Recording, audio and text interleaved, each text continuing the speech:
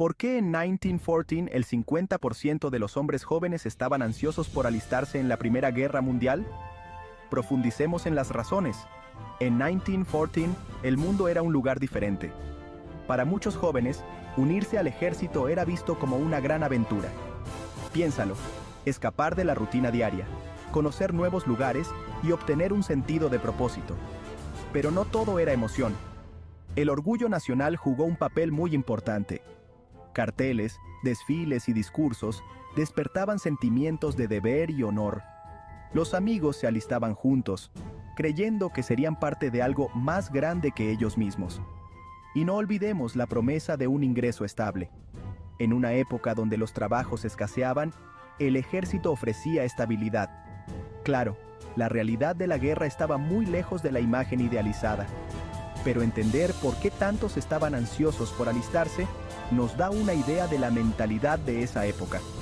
Entonces, la próxima vez que escuches sobre la Primera Guerra Mundial, recuerda, no todo era pesimismo. Para algunos, era la llamada a la aventura, el orgullo y la oportunidad.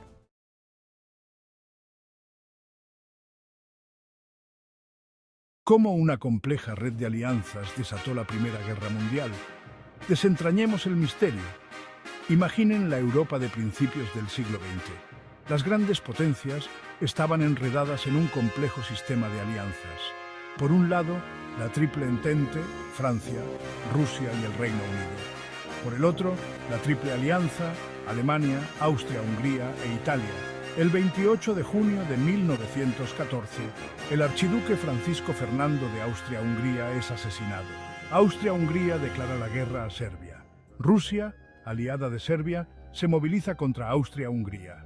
Alemania, respaldando a Austria-Hungría, declara la guerra a Rusia. Francia, aliada de Rusia, se une a la contienda.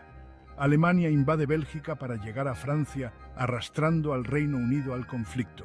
Italia se mantiene inicialmente neutral, pero luego se une a los aliados.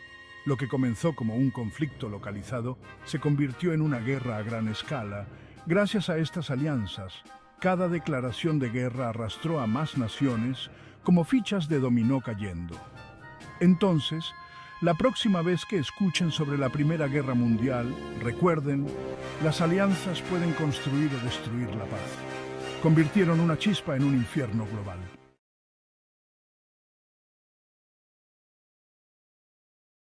¿Alguna vez has oído hablar de una guerra donde el movimiento era más importante que las trincheras?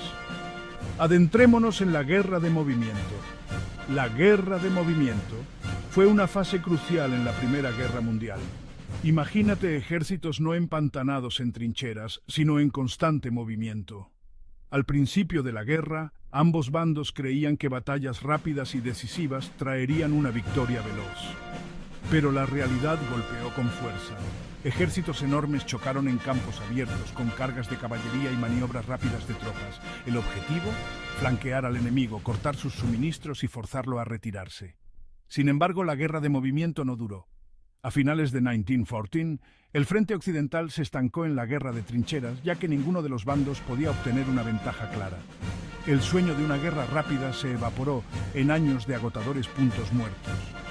Comprender la guerra de movimiento nos ayuda a entender las primeras esperanzas y los trágicos cambios en la Primera Guerra Mundial.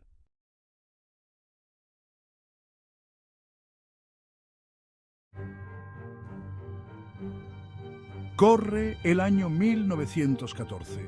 Europa, un continente rebosante de industria, cultura y progreso, se encuentra al borde del desastre. Una paz frágil, mantenida a través de una compleja red de alianzas, enmascara las tensiones latentes que amenazan con estallar.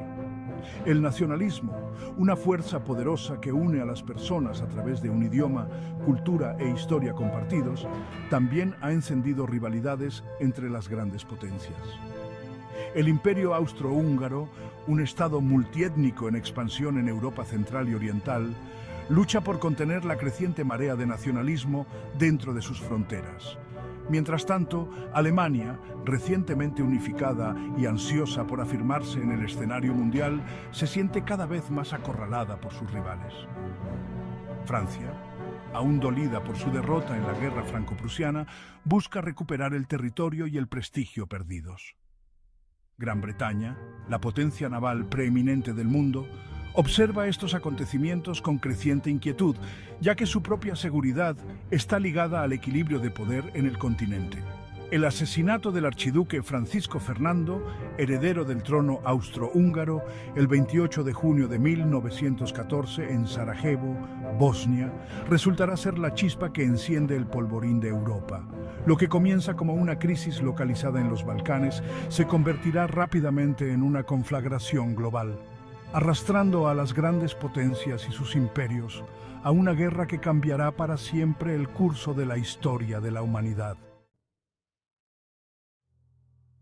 El asesinato del archiduque Francisco Fernando envía ondas de choque a través de Europa. Austria-Hungría, decidida a aplastar el nacionalismo serbio, emite un ultimátum a Serbia exigiendo concesiones que efectivamente despojarían al país de su soberanía. Serbia, respaldada por su aliada Rusia, intenta negociar, pero finalmente rechaza algunas de las demandas de Austria-Hungría. El 28 de julio de 1914, Austria-Hungría declara la guerra a Serbia, poniendo en marcha una reacción en cadena que rápidamente envolverá al continente. El sistema de alianzas, diseñado para preservar la paz, actúa en cambio como un detonante, arrastrando a un país tras otro al conflicto. Alemania, obligada por un tratado con Austria-Hungría, declara la guerra a Rusia y a su aliada, Francia. La invasión alemana de la Bélgica neutral, una violación del derecho internacional, lleva a Gran Bretaña a declarar la guerra a Alemania. En cuestión de días, las grandes potencias de Europa están en guerra. Impulsados por una potente mezcla de nacionalismo y propaganda, los jóvenes de toda Europa acuden en masa a los centros de reclutamiento, ansiosos por responder a los llamamientos a las armas de sus naciones. Creen que la guerra será corta, gloriosa y terminará para Navidad. Están trágicamente equivocados. Las primeras semanas de la guerra están marcadas por un rápido movimiento y fluidez a medida que las fuerzas alemanas, siguiendo el plan Schlieffen, barren Bélgica y entran en el norte de Francia. Los ejércitos francés y británico, tomados por sorpresa por la velocidad y ferocidad del avance alemán, libran una serie desesperada de batallas defensivas. En la batalla del Marne, sin embargo, el ejército francés, ayudado por las fuerzas británicas y belgas, detiene el avance alemán, poniendo fin a las esperanzas de Alemania de una rápida victoria en el oeste. La guerra, en el frente occidental, se convierte en un sangriento punto muerto cuando ambos bandos se atrincheran, construyendo elaborados sistemas de trincheras que se extienden por cientos de kilómetros a través de los campos de batalla de Francia y Bélgica. La era de la guerra moderna ha llegado, caracterizada por ejércitos masivos, máquinas de matar industrializadas y niveles de matanza sin precedentes. Ametralladoras, artillería, gas venenoso. Estas nuevas armas de guerra transforman el campo de batalla en un paisaje desolado e implacable, donde la muerte acecha en cada esquina. La vida en las trincheras es un infierno viviente. Los soldados de ambos bandos soportan bombardeos constantes, fuego de francotiradores y la amenaza siempre presente de un ataque enemigo. Las enfermedades son rampantes y el costo psicológico de la guerra de trincheras es inmenso. Sin embargo, a pesar de los horrores que enfrentan, los soldados siguen luchando, impulsados por un sentido del deber, la camaradería y la esperanza de una eventual victoria.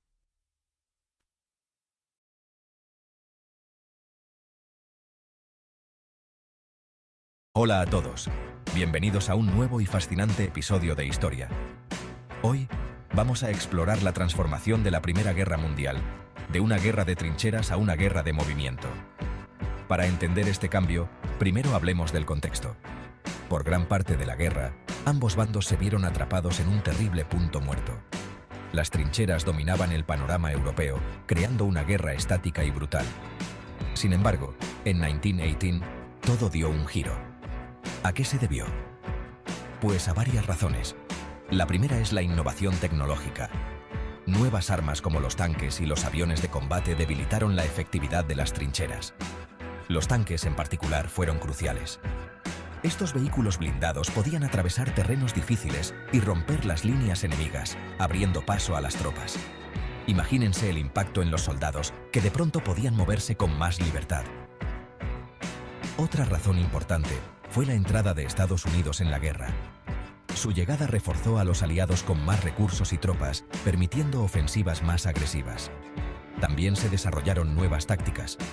Se abandonaron los ataques frontales masivos y se adoptaron maniobras más rápidas y coordinadas, conocidas como infiltración. Estas tácticas permitían a las tropas penetrar las líneas enemigas sin ser detectadas, ocupando posiciones clave y desorganizando al enemigo. Un ejemplo claro de esta transformación es la ofensiva de los 100 días. En esta serie de batallas, las fuerzas aliadas hicieron retroceder a los alemanes, utilizando todas las nuevas tecnologías y tácticas. Fue un cambio radical en la forma de librar la guerra.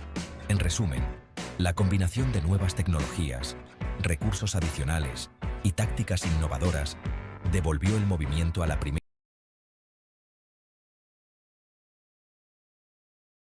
¿Por qué el 70% de los aficionados a la historia creen que la Primera Guerra Mundial marcó un antes y un después en la tecnología militar? Descubrámoslo. La Primera Guerra Mundial no fue solo trincheras y botas embarradas. Fue un hervidero de innovación. Tomemos por ejemplo el tanque. Introducidos por los británicos en 1916, estos gigantes se abrían paso a través del alambre de púas y las líneas enemigas, revolucionando el combate terrestre. Pero eso no es todo. Los cielos fueron testigos de sus propias batallas con la llegada de los aviones de combate. Los pilotos, antes vistos como temerarios, se volvieron cruciales para el reconocimiento y los combates aéreos. Y no olvidemos a los asesinos silenciosos, los submarinos. Los U-boats alemanes merodeaban por los mares, hundiendo barcos con torpedos y cambiando la guerra naval para siempre. Las armas químicas como el gas mostaza introdujeron un nuevo nivel de horror, obligando a los ejércitos a desarrollar máscaras de gas y equipo de protección. Y la comunicación recibió un impulso con el uso de las radios, facilitando la coordinación de estrategias complejas. Así que la próxima vez que pienses en la Primera Guerra Mundial, recuerda, fue una era de tecnología innovadora que preparó el camino para la guerra moderna.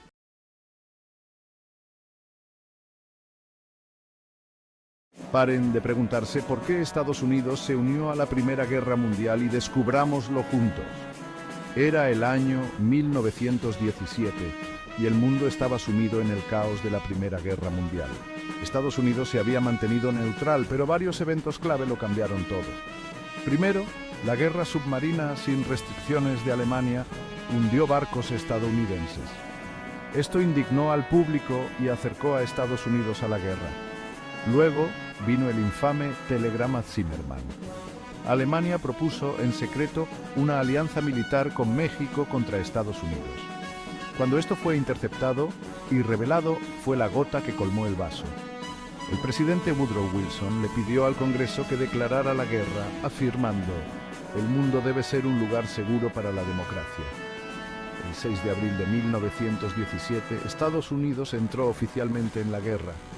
Entonces no fue solo un evento, sino una serie de provocaciones y amenazas que llevaron a Estados Unidos a unirse a las fuerzas aliadas.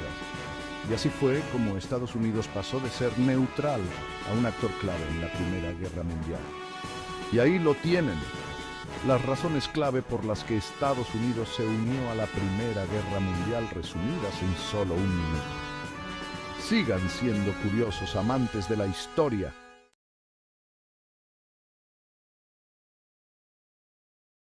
Hola a todos. Hoy vamos a viajar a uno de los momentos más importantes de la Primera Guerra Mundial, el colapso del Frente Oriental. ¿Se imaginan estar en 1917? El Imperio Ruso está tambaleándose. La guerra no solo ha agotado a los soldados en las trincheras, sino también a la gente en casa. Las derrotas en batallas como Tannenberg y el malestar generalizado han llevado a un descontento masivo. En marzo de 1917 llega la Revolución de Febrero. El zar Nicolás II renuncia y se forma un gobierno provisional. Pero este nuevo gobierno no consigue calmar las aguas. Mientras tanto, el ejército alemán, fuerte y organizado, aprovecha la inestabilidad rusa para atacar aún más. Y entonces llega la Revolución de Octubre. Los bolcheviques, con Lenin a la cabeza, toman el poder. Una de sus primeras acciones es firmar el Tratado de Brest-Litovsk en marzo de 1918. abandonando la guerra para centrarse en sus propios problemas.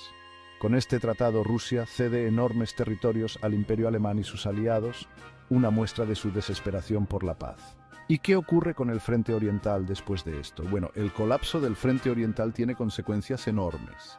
Alemania puede concentrar más tropas en el Frente Occidental, lo que intensifica los combates allí. Sin embargo, a pesar de su ventaja temporal, las tropas alemanas están agotadas y los recursos son escasos. Al final, en noviembre de 1918, Alemania también se rinde, dando fin a la Gran Guerra. El colapso del Frente Oriental fue, en cierto modo, el inicio del fin que se extendió por otros frentes poco después. Así que, amigos, al estudiar la Primera Guerra Mundial, no olvidemos la importancia del Frente Oriental y su impacto en el curso de la historia. Gracias por ver este video. Suscríbete y dale un me gusta si te ha gustado. Hasta la próxima. Hola.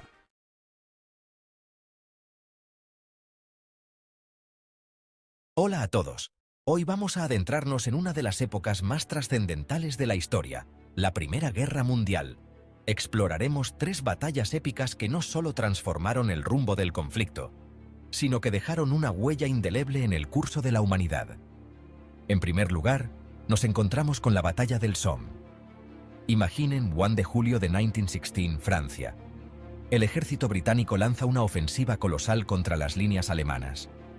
Tan solo en ese primer día, más de 60.000 soldados británicos perecieron.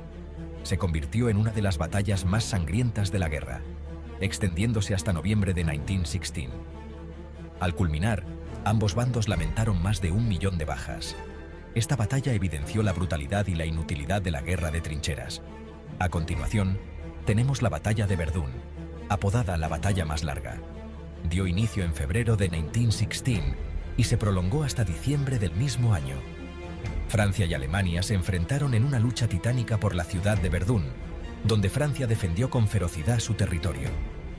Esta batalla se erigió como una prueba de resistencia y determinación, dejando más de 700.000 bajas en total.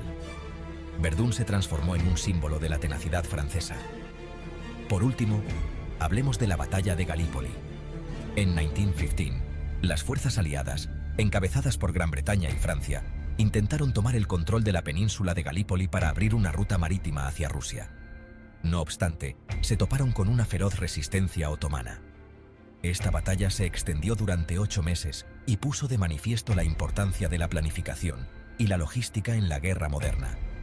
Representó un fracaso estratégico para los aliados y culminó en más de 500.000 bajas combinadas. Cada una de estas batallas nos imparte una lección distinta sobre la guerra. La Primera Guerra Mundial no solo modificó fronteras y gobiernos, sino que también nos dejó enseñanzas perdurables sobre el costo humano del conflicto.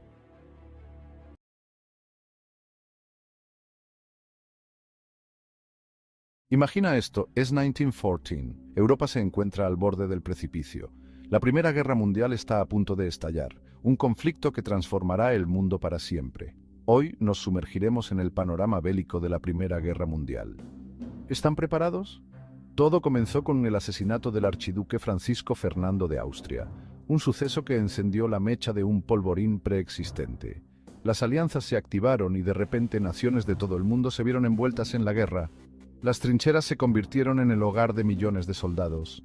Excavadas en zigzag, estas zanjas constituían la primera línea de defensa y ataque. Pero no eran meros agujeros en el suelo, eran un laberinto de muerte, inundadas de lodo, ratas y enfermedades. Imagínense vivir allí, día tras día, semana tras semana. Las batallas eran despiadadas. Ypres, Somme, Verdún, nombres que resuenan con terror y valentía. En la batalla del Somme se estima que más de 1 millón de hombres murieron o resultaron heridos en tan solo 4 meses. Cuesta imaginarlo, ¿verdad? La tecnología también desempeñó un papel crucial. Desde tanques hasta ametralladoras y aviones, cada nueva invención modificaba la forma de combatir, pero también traía consigo una nueva ola de horror. El gas venenoso, por ejemplo, se convirtió en una de las armas más temidas de la guerra. En el frente interno, la vida también se transformó drásticamente. Las mujeres asumieron roles impensables en el pasado. Trabajaban en fábricas, conducían ambulancias e incluso se unían a las fuerzas armadas. La guerra estaba omnipresente, no solo en el campo de batalla, Finalmente, en 1918, la guerra llegó a su fin. Pero las secuelas fueron profundas, millones de muertos, imperios desmoronados y un mundo que jamás volvería a ser el mismo.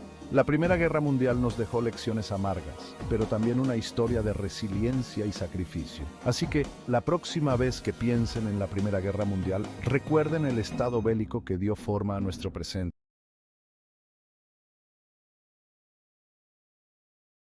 Hola, futuros historiadores. Hoy nos sumergimos en cómo el Tratado de Versalles reconfiguró el mundo tras la Primera Guerra Mundial. Abróchate el cinturón porque esto es un punto de inflexión. Entonces, la Primera Guerra Mundial terminó en 1918, pero la verdadera historia comienza en 1919 con el Tratado de Versalles. Imagínense esto. Los líderes mundiales se reúnen en el Palacio de Versalles en Francia, tratando de reconstruir un mundo roto. Los jugadores principales, los cuatro grandes, Estados Unidos, Reino Unido, Francia e Italia. Ellos eran los poderosos que tomaban las decisiones. Y vaya que tenían que tomar decisiones importantes. Primero, culparon a Alemania por la guerra. Duro, ¿verdad? Pero eso fue solo el comienzo. Alemania tuvo que pagar indemnizaciones masivas. Estamos hablando de miles de millones de dólares y perdieron una parte significativa de su territorio. Se suponía que esto garantizaría la paz, pero alerta de spoiler, realmente no funcionó de esa manera. El tratado también redibujó el mapa de Europa. Nacieron nuevos países como Polonia, Checoslovaquia y Yugoslavia. Imagínense tratando de encontrarlos en un mapa anterior a 1919. Imposible. Pero no todo se trataba de Europa. El tratado condujo a la creación de la Liga de las Naciones, una organización mundial para el mantenimiento de la paz. Piensen en ella como la precursora de las Naciones Unidas, pero con menos poder y más drama. Ahora, aquí está lo más importante. Las duras condiciones impuestas a Alemania alimentaron mucha ira y resentimiento. Creó la tormenta perfecta para el surgimiento de movimientos extremistas, incluidos los nazis. Sí, este tratado allanó indirectamente el camino para la Segunda Guerra Mundial. Entonces, ¿cuál es la conclusión? El Tratado de Versalles fue una bolsa mixta, buscaba la paz pero plantó las semillas para futuros conflictos. Es un ejemplo clásico de lo compleja e interconectada que es la historia.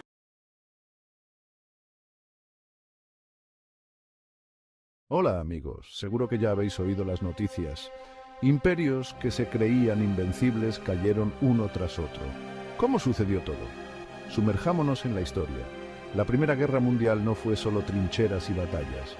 Fue un cambio radical que transformó el mundo para siempre. Imaginad esto, el Imperio Austrohúngaro, con siglos de antigüedad, desmoronándose en naciones más pequeñas. El Imperio Otomano, un titán de la historia, reducido a meras sombras de su antiguo esplendor. Y no olvidemos el Imperio Ruso. Estalla una revolución y de repente nace la Unión Soviética. Incluso el Imperio Alemán, poderoso y orgulloso, se vio desmantelado por el Tratado de Versalles. Estos imperios se creían eternos, pero la guerra desató fuerzas de nacionalismo y revolución que los destrozaron. Surgieron nuevos países, se rehicieron los mapas y el mundo jamás volvió a ser el mismo. Así que la próxima vez que penséis en la Primera Guerra Mundial, recordad, no fue solo una guerra, fue el fin de una era y el comienzo de un mundo nuevo. Seguid siendo curiosos historiadores.